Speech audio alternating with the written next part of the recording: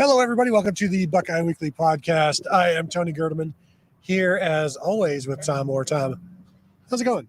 Tony, it's great because we're doing it live, which we don't get to do very often these days because we are cowards, but not today. We're not cowards today because we're going live.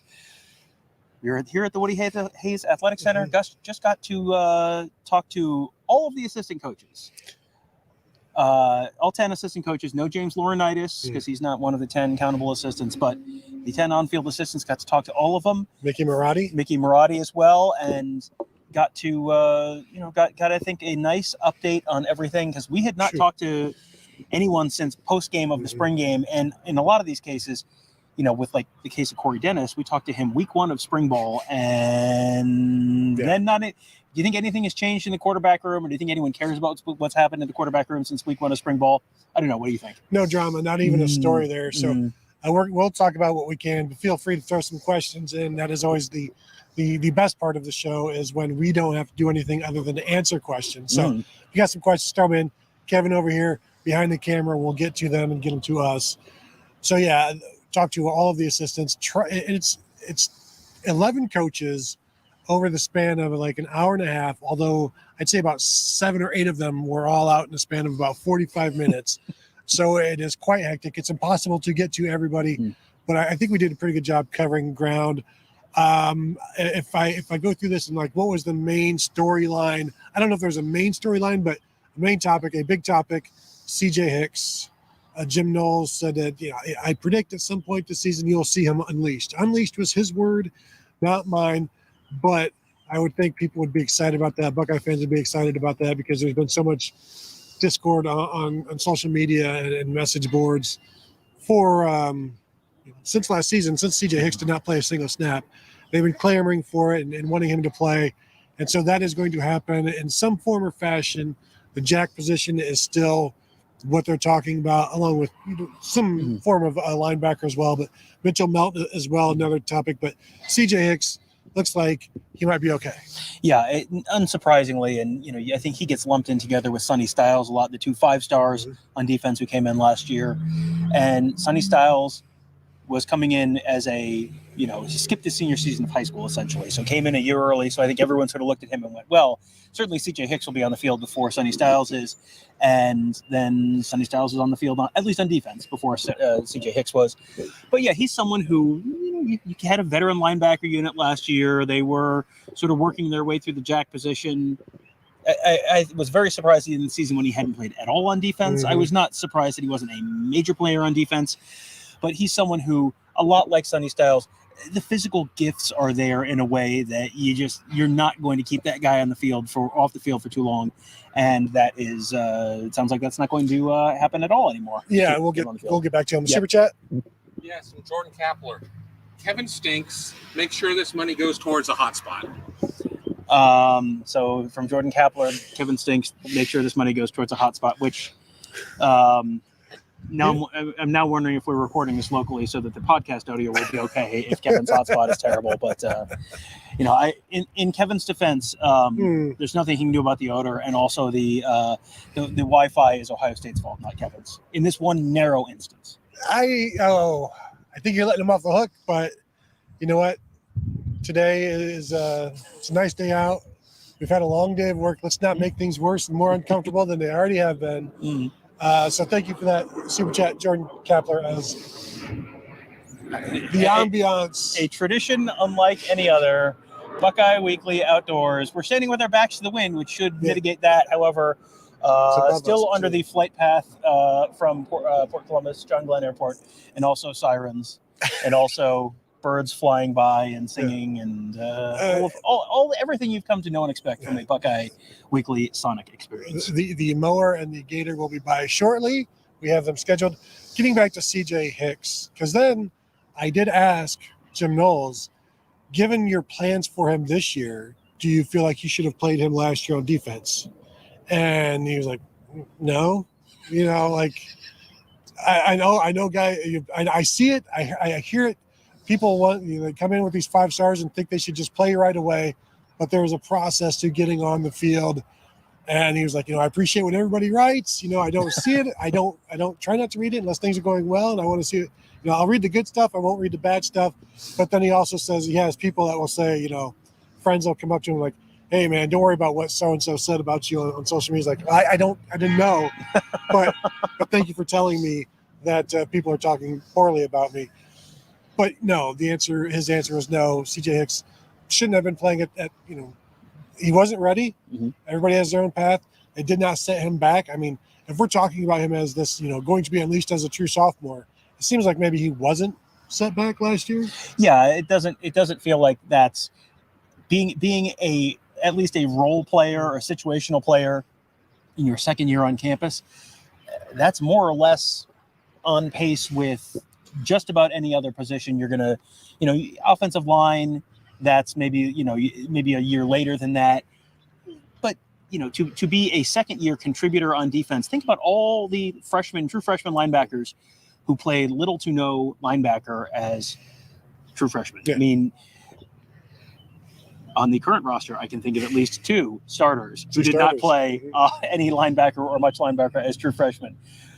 That's just there's a certain amount of and this is probably only more so in the transfer portal era and the NIL era, where you want that instant gratification, and there should be no process. It should just be, welcome to Ohio State. The starting lineup is right that way, and that's not realistic for virtually anyone. Marvin Harrison, who plays a position where it is much easier to get on the field early than it is in other places. Marvin Harrison had did he have any touchdown catches before the Rose Bowl that year? Or a couple. One max, and had maybe like five catches before the Rose Bowl, and has turned out to be an okay player, even in year two. So you got to kind of be a little bit patient and kind of pump the brakes year one with just about everyone, and that's especially true with like a linebacker position where you've got guys who were performing last year. There were not major issues at linebacker last year where it's like, these guys are bums, you got to get CJ Hicks in there. They had perfectly capable, solid, and in some cases much better than solid linebacker play last year. Yeah, and those two starting linebackers, Tommy Eichenberg and Steele Chambers, also didn't play as second-year guys at linebacker either. But they came along and they did fine. Sonny Styles, the first question I asked Jim Knowles was, this spring, so much was about experimenting with Sonny Styles and what he could do for your defense. What did the science tell you? And basically it was that Sonny can do a lot. Mm-hmm. And he can play more deep safety than Knowles thought. And so they pushed him, they put him in bad situations. They tried to see what he would struggle with, and he handled it. And so he's played all three safety spots. And when we say Sonny Styles is playing a nickel, I would more characterize that more as a Sam, edge type, because it would replace the nickel. But they feel really good about him in some role. And Jim Knowles said they're going to be doing a lot of mixing and matching because they have more personnel to do that. Last year when he came in, he wanted guys, a solid seven in the back seven that could play and do all things.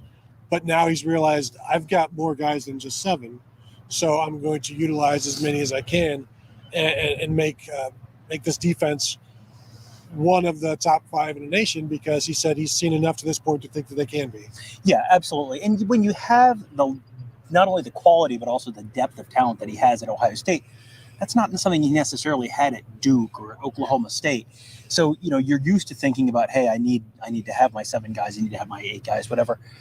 With Ohio State, with the level of talent you've got there and the depth of the level of that talent, you are at that point kind of just looking for roles for guys. Where does this guy fit? And, Mitchell Melton is going to be the jack. And this is obviously not the back end of it. Mitchell Melton is going to fit in the jack role. Does he fit as a Mike or an edge?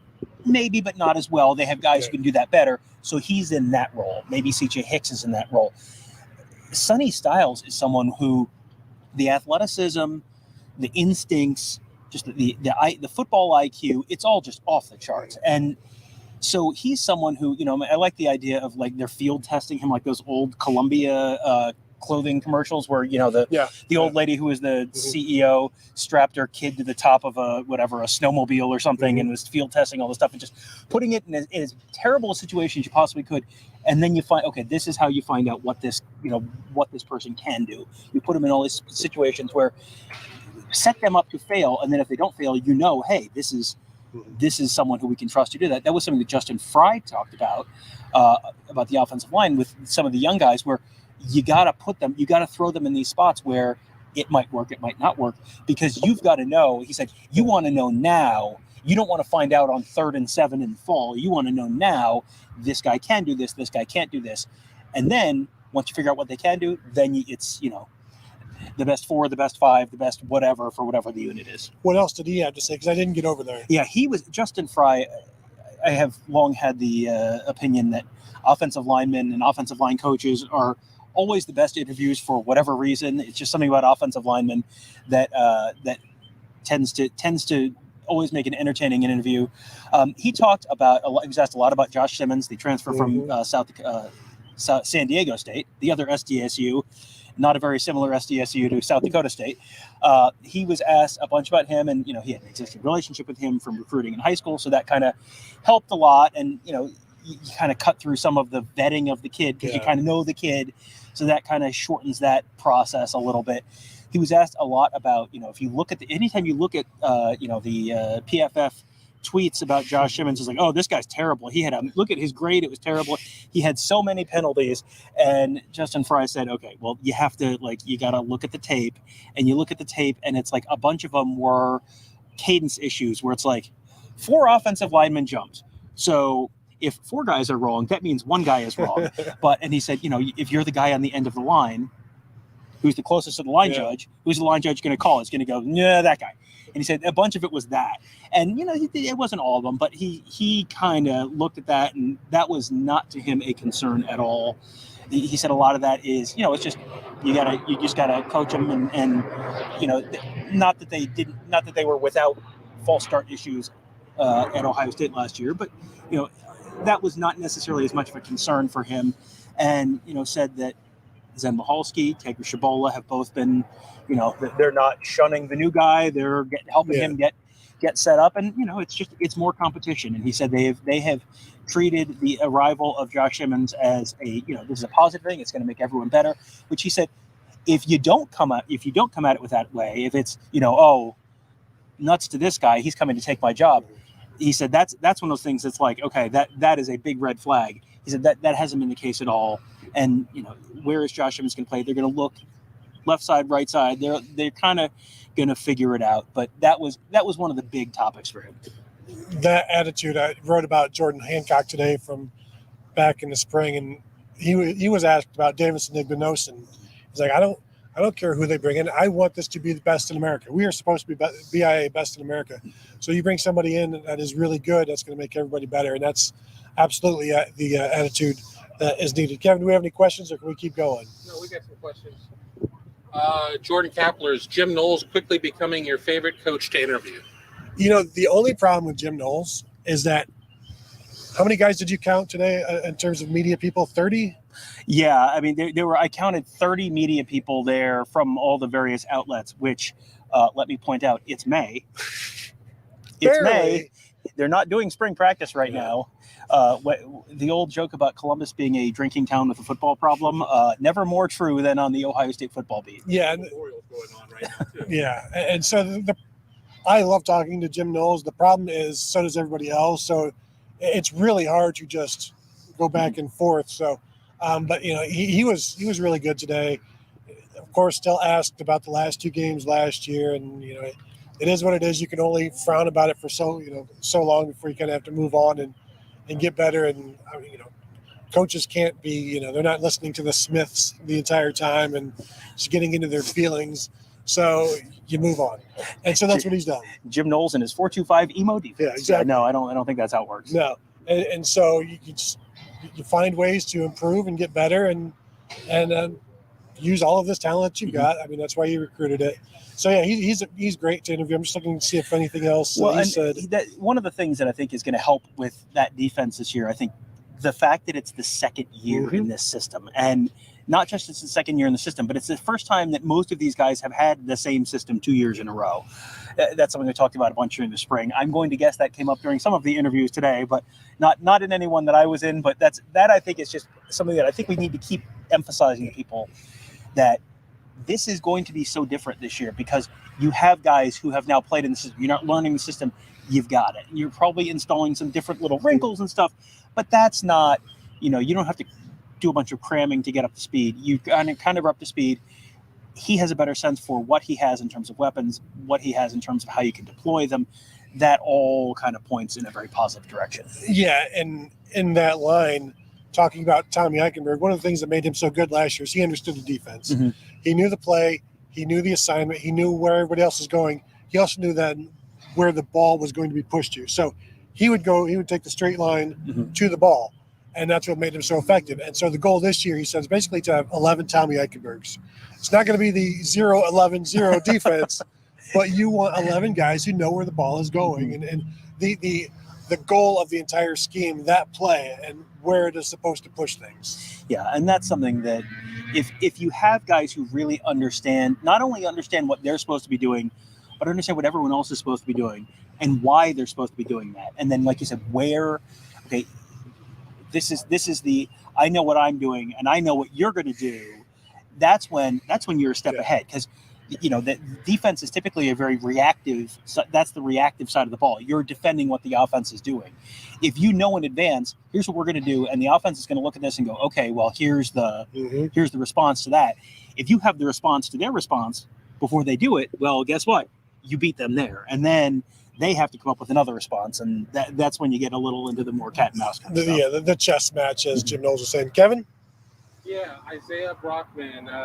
Thoughts on defensive two deep, mainly the secondary? Thoughts on the defensive two deep, the secondary two deep.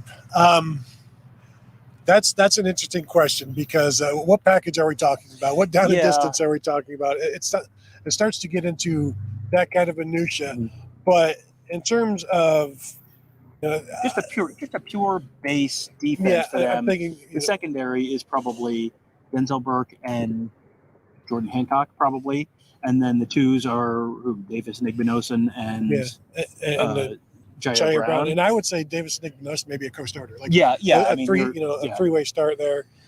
Nickel is Jim Knowles continues to speak very highly of Cam Martinez. Yeah.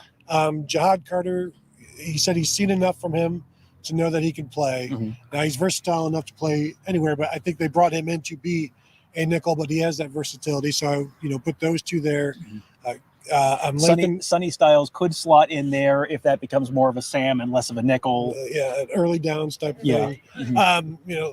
Obviously Lathan Ransom is still your starting strong safety. Mm-hmm. And then Sonny is behind him. Free safety is Josh Proctor. Mm-hmm. I did not hear any talk about Josh Proctor from Jim Knowles. I did not get to talk to Perry Eliano, but behind him would be Kai Stokes.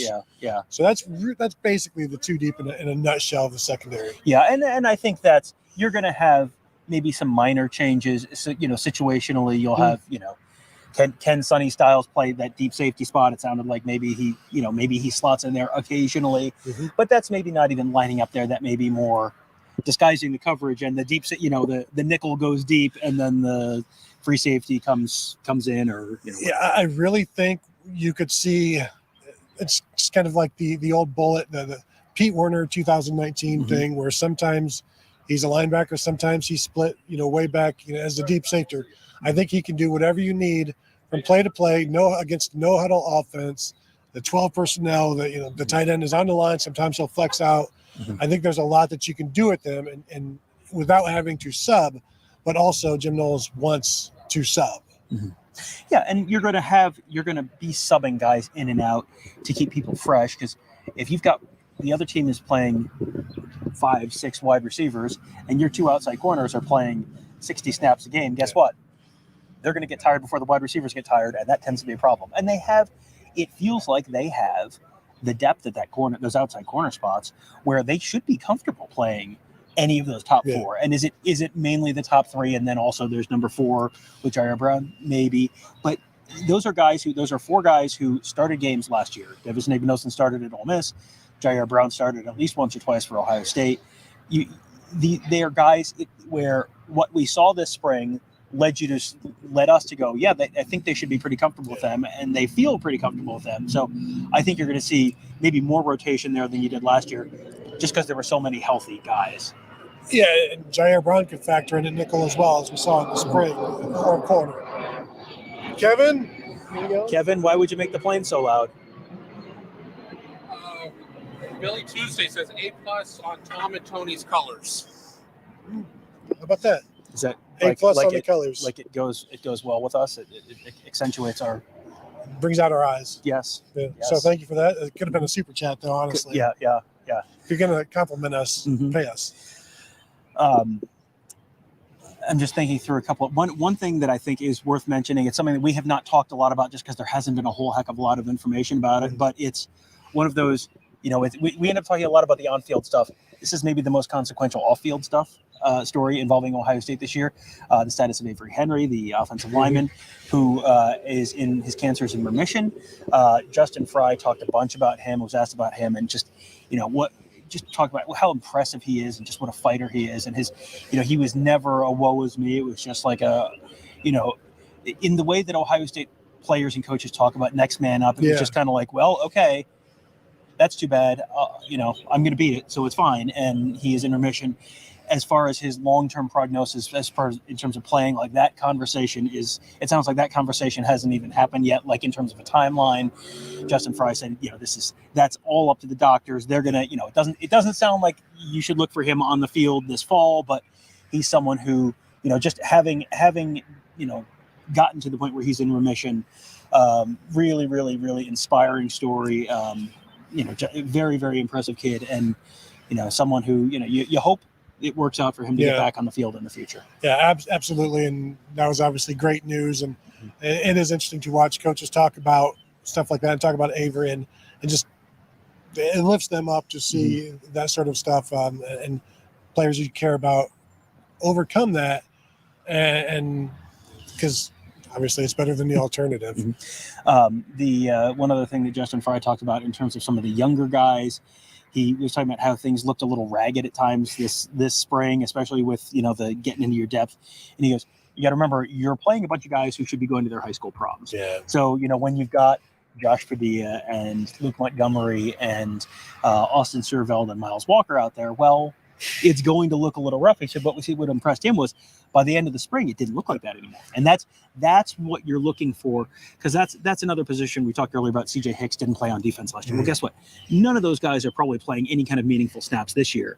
But you've got a spring in now. You've spent some time in the weight room with Coach Mick. You're working with Coach Mick again now. There's a ramp-up process to get ready for all of that stuff. That is, so you're you're just sort of like crossing some things off the list. You're getting your prerequisite courses done basically to play college football, and those are guys who felt are making some significant progress. I also asked him about the difference between bringing in someone like Josh Simmons as a transfer versus bringing in the true freshman. How much of a head start do you have if you've played a couple of years of college football?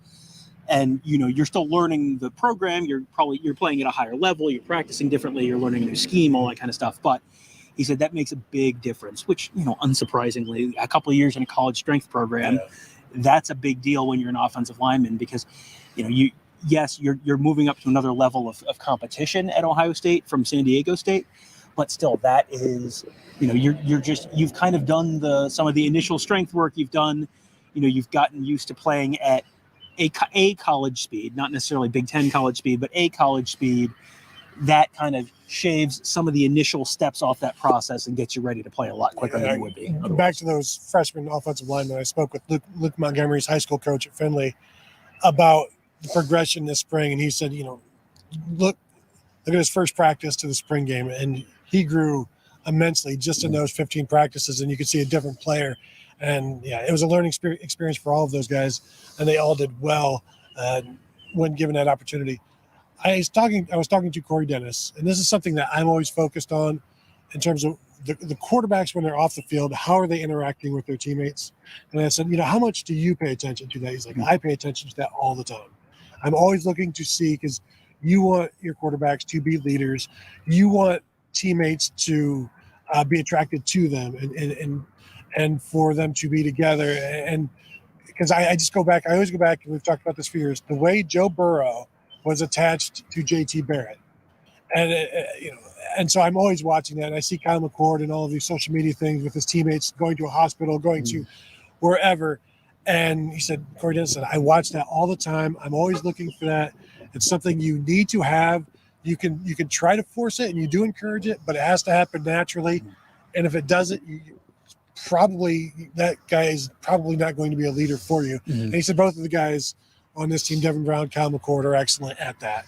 Yeah, and that's one of those soft factor things where you can see quarterbacks in a camp setting, and this guy has an incredible arm, and look at how strong and low, he's so accurate, and that doesn't always translate to the college level. You will have busts, and you'll have busts from the college level to the pro level too, where there's so much other stuff that goes into being a quarterback, and some of it's reading defenses and understanding the offense, and being able to make all these split-second decisions, but some of it's just you have to be the guy that everyone is willing to follow. That is just, we've talked in the past about, when the veteran quarterback is not a captain, what does that mean? And it not always, but a lot of times it's like, that's not great. That's not a great sign for, the team overall and the leadership on the team, because that's a spot where that is just sort of a natural leadership position. Everything runs through the quarterback. This is maybe the most important position in all of sports. And if that guy is not someone who your team is willing to go to war for, that can manifest itself on the field. Kevin, should we run through these questions as we end the show? You want to engage our normal Notre Dame guy who's got some pretty wild comments out there. I'll give you one of them. From Michael Campbell. Notre Dame 2023 has better starting talent than Ohio State in the 2023 season. You've made me dizzy talking us to death about wide receivers. Nobody who has a top talent defense cares. Okay. I thought we were talking about lacrosse for a minute. Did you see Notre Dame beat Duke? Did they? They beat in the national championship game. Congratulations to Notre Dame. Finally winning a postseason game. That was, it was a consequential postseason game. Notre Dame winning it. What a time to be alive. Good for an ACC school to do well in an ACC kind of tournament. Yeah, I mean, we'll see. Do you have any living relatives who remember the last time Notre Dame beat Ohio State in football? I don't. I don't know if I do not either. No. That would have been 1936? 1936. I think 1935 was the year that Bill Shakespeare was Bill Shakespeare was part of Notre Dame. That was not their last time. That was the year before their last time. But yes. If we take Sam Hartman off the table, how many Notre Dame starters for 23 can you name? Well, I can name Lorenzo Styles Jr., but he's now a backup cornerback at Ohio State. That's it. Yeah, I mean, it's not – Notre Dame is a very good team, but if you look at the recruiting rankings, it's been very consistent. Yeah. Ohio State is recruiting at a higher level than Notre Dame. And there are reasons for this. And when Notre Dame loses, you hear all about the reasons for this, which is Notre Dame has academic and that Notre Dame can't recruit the type of skill talent that Ohio State can, and Notre Dame, and so that's why Notre Dame, sort of bangs its head on the glass ceiling when they play really elite level talent like Ohio State, Alabama, Georgia, Oregon State, LSU. Yes, I mean, you want to talk about a team that had some wide receivers. That Oregon State team that firebombed them in the Fiesta Bowl in 2001. Yeah, that was like the Chad Johnson, TJ Hushmanzada Oregon State team, and it didn't go great. I think it was 41-9. Ask me why I remember that. I don't know. Kevin? I'm just enjoying all of the comments there. I was talking to somebody about getting new technology, and somebody said, like an AI Tom, and I said I would take any sort of intelligent Tom. Dare to dream. I mean, not for nothing, but your intelligence is pretty artificial anyway. So anything else, Tom? I'm basically the NPC of this podcast. So we have one more from Frank Perone, who has been very down on the team as of late. Just asking once again, does Ohio State have a quarterback? I mean, Ohio State has multiple quarterbacks. I mean, you talked to Corey Dennis. I was not over with Corey Dennis. I'm assuming the update on the quarterbacks is there's no update on the quarterbacks? Yeah, well, yeah, exactly. Yeah. The last time Ohio State did not have a quarterback was 2011. Ever since then, they've had a quarterback. I don't expect them to not have a quarterback this year. They've recruited, they've prepared for it. You've got a guy who is now in his third year, and honestly, if you are going to be starting a new quarterback, the third year is about the best time, because fourth year it's like, well, why haven't you played? Why haven't you left? Third year it's like, okay, you've done enough. You know enough of the offense. You should be able to step right in. Well, this feels like one of those spots where doesn't Ohio State deserve the benefit of the doubt here? Has Ryan Day run any real bums out there at quarterback that I'm not remembering? Yeah, I mean, it feels like at a certain point, the talent evaluation, the development, the scheme, you sort of assume like, hey, there are 2 former 5-star quarterbacks on this roster. Why would you assume that wouldn't work out? Yeah. Have we seen any real indication that that's not going to work out? I can't think of an example since Ryan Day has been in Columbus. Yeah. I mean, JT Barrett wasn't very good. Well, okay, he was the 4th year starter, and this was Ryan Day's first year, and that was still a very good Ohio State team that won the Big Ten, and has only really gotten better at the quarterback position in terms of accuracy, in terms of just development overall. They have had the last 4 years have probably been the single 4 best years in quarterback play in Ohio State history, right? Oh yeah, no. So undoubtedly. So I don't know why you would assume it's suddenly going to become, subpar. Is it going to be Justin Fields, CJ Stroud level? I don't know, maybe, but I don't think there's a reason to say, there, and not that Frank is saying this, but I don't think there's a reason to say there's no chance they'll be anywhere close to that good. They're going to be terrible this year. They're going to be Viva Zapata, big if true, a former current Ohio State. Yeah, he's never going to be former. Yes, current Ohio State media legends to be named later, with chiming in there. But until you see Ryan Day with a quarterback room that's like, oh boy, these guys can't play at all, or Brian Hartline with a wide receiver room that's like, oh boy, these guys can't play at all, I don't know why you would assume that that's the case. I think that's a spot where Ohio State has earned the benefit of the doubt until you see otherwise. And the one time that Ryan Day was put in a situation where like, oh God, these guys can't play, he goes and gets the best quarterback in Ohio State school history, in my opinion, Justin Fields, out of the transfer portal. And I think if you look at each of... You just blasphemed Tathan. I can't believe it. I can on this show. We'll take this super chat, and I got a thought. Billy Tuesday, who are your stylists? Who are you wearing? Tom, I can't see the tag on my shirt because it's in the back. I don't know. Haynes. I don't know. I don't know, but they're very good at their jobs. Yeah.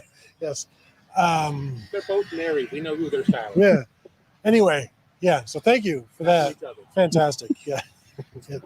Anyway, the quarterback thing. I think if you look at each individual season of Ryan Day's quarterbacks and ignore the other 4 seasons of Ryan Day's quarterbacks, every single one of those, arguably the JT Barrett last season, everything else there is no argument, could be the best quarterback season in Ohio State history. You know what I'm saying? Like each of those seasons could be considered that. Maybe JT Barrett's final season can. For sure, the other guys could. And so I'm not expecting necessarily that, but I think an average conglomerate is not outrageous, right? And I mean, if you're looking at if the bad example, if the far left tail outcome for Ryan Day quarterbacks is the year that JT Barrett went 16 for 16 to close the Penn State game and completed one of the most incredible comebacks in Ohio State history, and they won the Big Ten and they beat USC handily in the Cotton Bowl, and JT Barrett was what he was. He was a very good, solid quarterback who was not quite as physically gifted as any of the 3 guys who've succeeded him at that starting quarterback position. And still, that's the far left tail outcome for an Ohio. I mean, again, I will believe that they have below average quarterback play when I see it, and not a moment before. Now, I'm sure there are going to be people saying, well, they could just be average, and that's not good enough for the Ohio State standard. And yeah, okay, I'll believe they have an average quarterback when. But there may be early season struggles, as we saw with CJ Stroud. Right. But yeah. we're not going to throw the baby out. Yeah. Remember 2 years ago when CJ Stroud was terrible and needed to be replaced, and then threw 6 touchdowns and 9,000 yards in the Rose Bowl, and needed to be replaced by Kyle McCord. Right. Yeah. Kevin. Super chat from Rose Porch Lemonade. So much bending, so much breaking in our defense last year. What chance do we have to be a top 5, top 10 defense this year? Well, Jim Knowles said he's seen enough from the defense to think that this can be a top 5 defense. Mm-hmm. Now, what does that mean? There's going to be bending. There's going to be breaking. Nick Saban said recently that the days of dominating defenses are gone. Like you can't anymore against offenses. And Jim Knowles said, well, he's a pretty smart guy. He's the best who's ever done it. Yeah, so yeah. If Nick Saban is saying that, who is Jim Knowles to argue? Mm-hmm. Yeah, and that's just the reality of modern football. Nick Saban is not winning football games in 2023 the same way Nick Saban won football games in 2012. You're not winning 20-7 anymore. That's not consistent. Not at the level in the college football playoffs. Guess how many teams scored 40 points in all of the college football playoff entrants who scored 40 points? Georgia, Ohio State, TCU, Georgia again. I don't remember. Did Michigan was like 46-45 or something, right? Or 48-45 or something like that. I mean, welcome to college football. Until they fix the illegal man downfield rule. Yeah. Well, that's a big part of it. Until they fix the illegal man downfield rule, no one is winning football games 20-7 with any regularity. But going back to your point, the second year in the defense is going to be huge. But even Ryan Day said last year, you're going to have to score 50 points to win the playoffs, win in the playoffs. And you're playing against what are going to be some of the best defenses in the nation. So, Kevin, are we good? Should we wrap up? Yeah, we're at 35. Oh, wait. No, we're good. We're caught up. Okay. All right. Thank you. Anyway, that will do it. Want to thank Tom. I want to thank me. And that's about it. That's, Vault walkthrough, Eric Dunstan, CJ Barnett, some nice cameos. Yeah. Josh Fryer at one point. Yes, and that's about. But that is it now. Also, thank you, Kevin, behind the camera, punching in all of the ones and the zeros. I don't know what he does. Anyway, that will. I don't want to say that will do it for now, but check us out at BuckeyeHuddle.com. Become a member. Say hello to us there.